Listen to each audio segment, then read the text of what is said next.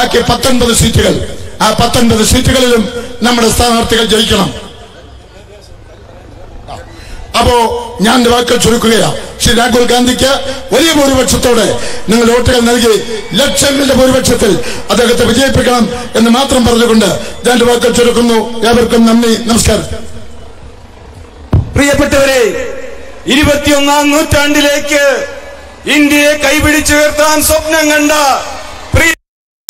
നിങ്ങൾ വോട്ടുകൾ നൽകി ലക്ഷങ്ങളുടെ ഭൂരിപക്ഷത്തിൽ അദ്ദേഹത്തെ വിജയിപ്പിക്കണം എന്ന് മാത്രം കൈക്കലാക്കുവാൻ വേണ്ടി ചർച്ച് ബിൽ കൊണ്ടുവരാൻ നിങ്ങൾ നീക്കം ആരംഭിച്ചു. ചർച്ച് ബിൽ തൽക്കാലം നിങ്ങൾ മരവിപ്പിച്ചു. ഞാൻ ചോദിക്കട്ടെ, നിങ്ങൾ ചർച്ച് ബിൽ പിൻവലിക്കാൻ തയ്യാറുണ്ടോ? ചർച്ച് ബിൽ വേണ്ടെന്ന് വയ്ക്കാൻ നിങ്ങൾ തയ്യാറുണ്ടോ?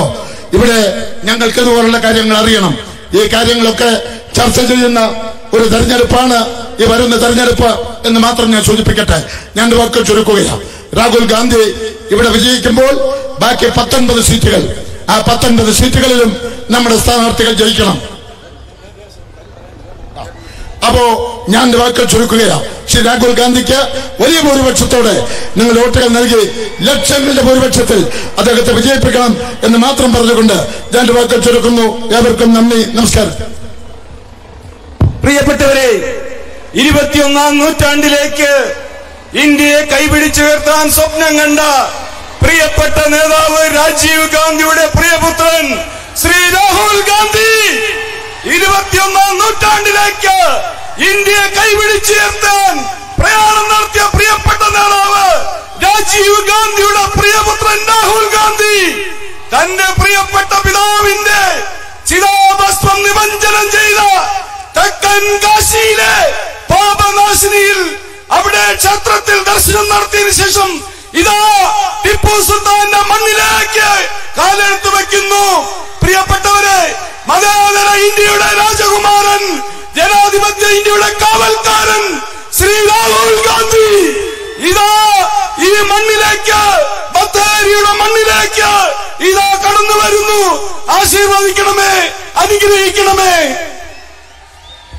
പ്രിയപ്പെട്ടവരെ, ഈ രാജ്യത്തിന്റെ ദേശീയതയും ഈ രാജ്യത്തിന്റെ സ്വാതന്ത്ര്യവും കാത്തുസൂക്ഷിക്കാനുള്ള പോരാട്ടത്തിൽ ശ്രീപെരുമ്പത്തൂരിൽ പിടഞ്ഞു വീണ് മരിച്ച നേതാവ് ശ്രീ രാജീവ് ഗാന്ധി, രാജീവ് ഗാന്ധിയുടെ പ്രിയപ്പെട്ട നേതാവ്, പ്രിയപ്പെട്ട പിതാവ്, അദ്ദേഹത്തിന്റെ ചിതാഭസ്മം നിമഞ്ജനം ചെയ്ത തെക്കൻ കാശി എന്നറിയപ്പെടുന്ന തിരുനെല്ലിയിൽ അവിടെ ക്ഷേത്രത്തിൽ ദർശനം നടത്തിയതിനു ശേഷം നിങ്ങളെ കാണാൻ, നിങ്ങളുടെ അനുഗ്രഹം തേടി, നിങ്ങളുടെ ആശീർവാദം തേടി, നിങ്ങളുടെ വോട്ടുകൾ അഭ്യർത്ഥിക്കുന്നതിന് വേണ്ടി ഇതാ പ്രിയപ്പെട്ട നേതാവ് ശ്രീ രാഹുൽ ഗാന്ധി നമ്മുടെ മണ്ണിൽ, സുൽത്താൻ ബത്തേരിയുടെ മണ്ണിൽ, വീരപഴശ്ശിയുടെ മണ്ണിൽ ഇതാ ഇവിടെ അദ്ദേഹത്തിന്റെ പാദസ്പർശനം കൊണ്ട് നമ്മുടെ ഈ മണ്ണ് ധന്യമാകാൻ പോകുന്നു.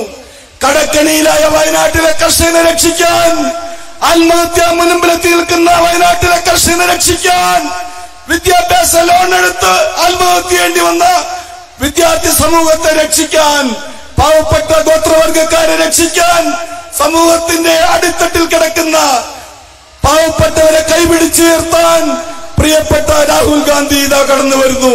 പ്രിയപ്പെട്ടവരെ, ഓരോ കുടുംബത്തിനും 72,000 രൂപ ഓരോ വർഷവും കൊടുത്തുകൊണ്ട് വീട്ടമ്മമാരെ ദേശീയ ജീവിതത്തിന്റെ മുഖ്യധാരയിലേക്ക് കൈപിടിച്ചുയർത്തുന്ന പരിപാടിയുമായി, പദ്ധതിയുമായി പ്രിയപ്പെട്ട നേതാവ് രാഹുൽ ഗാന്ധി ഇനി ഒരിക്കലും വയനാടിന്റെ മണ്ണിൽ ഇന്ത്യ